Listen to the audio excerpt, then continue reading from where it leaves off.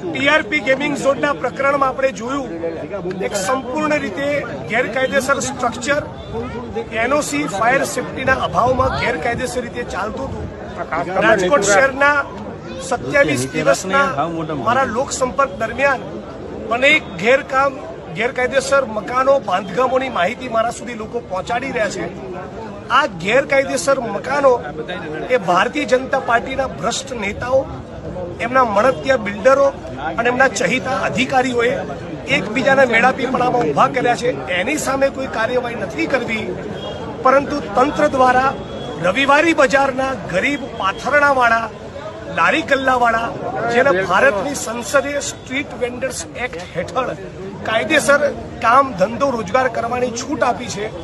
એમને ખદેડી, એમને બેદખલ કરી આવા ગરીબ શ્રમિકોની ઉપર લેન્ડ ગ્રેબિંગ એક્ટની કાર્યવાહી કરવાની તજવીજ તંત્રે હાથ ધરી છે। એની વિરુદ્ધમાં અને સાથોસાથ સમગ્ર રાજકોટ જિલ્લા અને રાજકોટ શહેરમાં એ ટિપ્પરના વાહન ચાલકો હોય કે અન્ય સરકારી કર્મચારીઓ જેમને લઘુત્તમ વેતન ચૂકવાતું નથી, પગાર સ્લીપ મળતી નથી, રાજકોટ મ્યુનિસિપલ કોર્પોરેશનના સફાઈ કર્મીઓનું ભયંકર શોષણ થાય છે,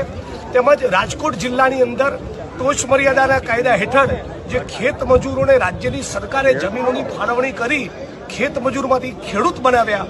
એ જમીનોમાં માથા